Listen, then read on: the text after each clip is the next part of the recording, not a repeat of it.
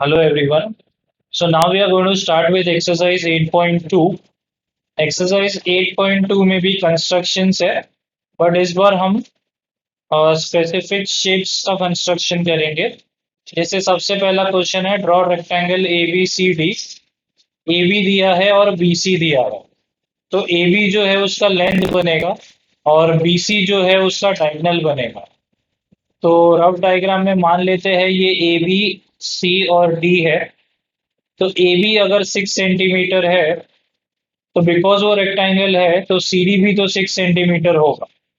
और B C दिया है, तो सॉरी उसका दूसरा साइड ही दे दिया है। ये अगर 4.5 सेंटीमीटर है, तो ये वाला भी तो 4.5 सेंटीमीटर ही होगा। तो ये आपको पता होना चाहिए। कंस्ट्रक्शन में क्वेश्चन में सिर्फ ये और ये दिया था, तो उधर से मैंने ये और ये भी ढूंढ लिया क्योंकि वो रेक्टेंगल है। अभी हम कैसे कंस्ट्रक्ट करेंगे, सबसे पहले बेस बनाएंगे ए बी, जो कि 6 सेंटीमीटर का है। एक बार बेस बन गया, उसके बाद ऑब्वियसली ये एंगल भी आपको पता है कि 90 डिग्री है, क्योंकि रेक्टेंगल के हर एंगल जो है वो 90 डिग्री होते हैं। तो आप क्या करेंगे, ए से 90 डिग्री बनाइए प्रोट्रैक्टर का यूज करके, और बी से 90 डिग्री बनाइए प्रोट्रैक्टर का यूज करके। तो angle A B X 90 degree बना लिया, जो कि ये वाला एंगल है। अब यहाँ से आप 4.5 सेंटीमीटर का रेडियस लीजिए, बी पॉइंट पे राउंडर रखिए और यहाँ पे आर्क कट कीजिए। I hope this is clear to you. Same चीज आपको यहाँ से यहाँ पे भी करना है। 4.5 सेंटीमीटर का आर्क लेना है। तो यहाँ का स्टेप थोड़ा सा अलग है, मेरा स्टेप थोड़ा सा अलग है। आप कोई भी एक फॉलो कर सकते हैं। तो मैंने आपको पहले बता दिया कि बेस जो है वो 6 सेंटीमीटर लिया, क्योंकि वो रेक्टेंगल है तो हर एक एंगल 90 डिग्री होगा। तो ए से प्रोट्रैक्टर पे 90 डिग्री प्लॉट कर लिया, और बी से प्रोट्रैक्टर यूज करके 90 डिग्री प्लॉट कर लिया। अब उसके बाद ए पे राउंडर रख के 4.5 सेंटीमीटर का रेडियस लेके यहाँ पे पॉइंट कट कीजिए, आर्क कट कीजिए। सेम चीज यहाँ पे पॉइंट रख के 4.5 सेंटीमीटर का रेडियस रख के यहाँ पे आर्क कट कीजिए। अब ये पॉइंट है अपना डी पॉइंट, और ये जो पॉइंट मिला है वो सी पॉइंट मिला है। अब सी और डी को ज्वाइन कर दीजिए, हमारा कंस्ट्रक्शन कंप्लीट हो गया। रेक्टेंगल बनाना बहुत इजी होता है अगर दोनों साइड्स दिए हैं तो। कैसे बनाएंगे, सबसे पहले बेस, फिर दोनों तरफ 90 डिग्री, उसके बाद जो दूसरा साइड दिया है उसे दोनों तरफ कट कर देना और फिर वो दोनों को ज्वाइन कर देना। So that's it about sum number 1। Moving on to question number 2। Question number 2 में हमें बोला गया है स्क्वायर बनाना, जिसका साइड है 5.2 सेंटीमीटर। तो सबसे पहले तो स्क्वायर को कैसे भी नाम दे सकते हैं। मान लीजिए मैंने ऐसे दिया है डब्ल्यू एक्स वाई और जेड। ऑब्वियसली हर एक साइड जो है वो 5.2 सेंटीमीटर है। तो इसे अब सेम रेक्टेंगल के जैसा ही कंस्ट्रक्ट करेंगे। सबसे पहले बेस बनाएंगे 5.2 सेंटीमीटर का, उसे नाम दे देंगे डब्ल्यू एक्स। एक बार बेस बन गया तो डब्ल्यू से प्रोट्रैक्टर के हेल्प से 90 डिग्री, और एक्स को प्रोट्रैक्टर के हेल्प से 90 डिग्री, क्योंकि स्क्वायर का भी हर एक एंगल 90 डिग्री होता है। वापस यहाँ पे राउंडर का पॉइंट रख के 5.2 सेंटीमीटर का डिस्टेंस लेके यहाँ पे आर्क कट करेंगे, यहाँ पे भी सेम चीज करेंगे। ये हो जाएगा हमारा पॉइंट जेड, और ये है पॉइंट वाई, और इसको ज्वाइन कर लीजिए, हमारा आंसर आ गया। सो that's it for question number 2। Very easy, क्योंकि क्वेश्चन नंबर 1 भी वैसा ही था। तो यहाँ पे जो कंस्ट्रक्शंस किए हैं वो करने का जरूरत नहीं है, मैंने आपको जैसा बताया वैसे कर सकते हैं। ये मेथड भी आप फॉलो करेंगे तो भी सेम ही मिलेगा। Moving on to question number 3। Question number 3 में हमें बोला गया है रोम्बस बनाने को, जिसका साइड है 4 सेंटीमीटर और एक एंगल दिया है 75 डिग्री। तो आप सबसे पहले तो रफ डायग्राम बना लेते हैं रोम्बस के लिए ऐसा। इसको नाम दे देते हैं के एल एम एन। अब रोम्बस का भी हर साइड इक्वल होता है, ये आपको पता होना चाहिए। रोम्बस का हर साइड जो है वो कॉन्ग्रुएंट होता है। तो सबसे पहले मैं बेस बनाऊंगा 4 सेंटीमीटर का, क्योंकि उन्होंने बोला है के एल जो है वो 4 सेंटीमीटर है। अब उसके बाद के से 75 डिग्री का एंगल बनाएंगे हम। तो ऐसा कुछ तो दिखेगा, क्योंकि के जो है वो लेफ्ट साइड पे है, तो प्रोट्रैक्टर के राइट साइड से 75 डिग्री देखना है हमें, जहाँ पे जीरो है वो वाला 75। तो यहाँ पे कहीं भी तो मिलेगा।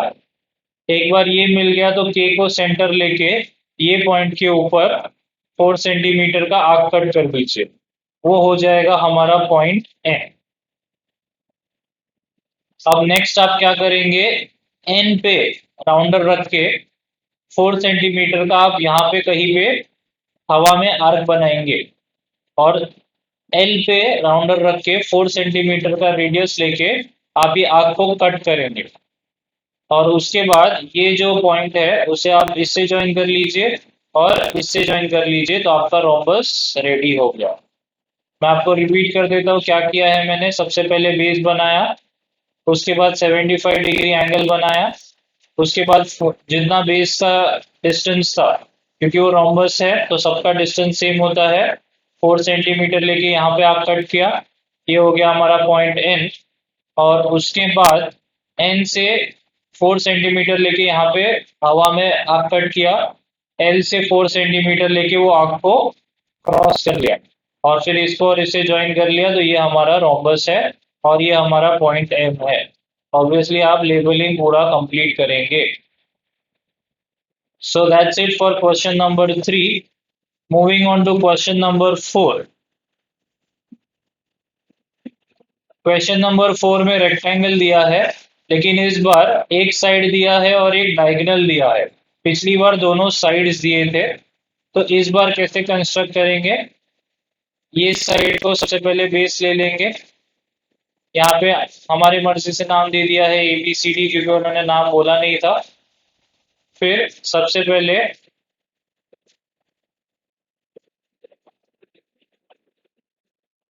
ओके, एक्चुअली थोड़ा सा कैलकुलेशन कर लेंगे तो सब इजी हो जाएगा।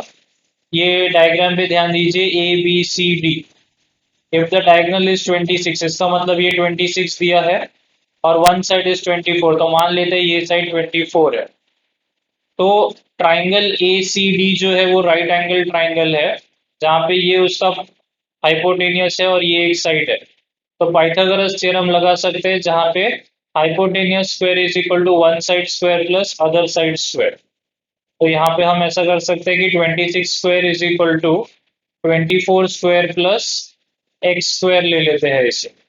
अब 26 का स्क्वायर कैसे करेंगे, 26 इंटू 26 करके देखिए, तो आंसर मिलेगा 676। उसके बाद 24 का स्क्वायर कीजिए, 24 का स्क्वायर हो जाएगा 576।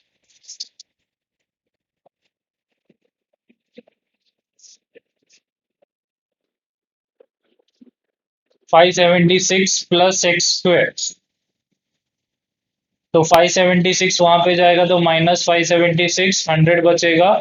और हमें पता है 100 जो है वो 10 का स्क्वायर होता है, तो एक्स का आंसर हो गया 10। तो इसका मतलब ये साइड जो है वो 10 है। और एक बार ये दोनों पता है तो हमने फर्स्ट सम ऑलरेडी ये मेथड से किया है। बेस बनाएंगे 24 का। अच्छा, इसमें एक्चुअली कंस्ट्रक्शन करने को ही नहीं बोला है, सिर्फ इतना करके छोड़ देना है, क्योंकि 24 सेंटीमीटर का बेस तो बुक से बाहर चला जाएगा।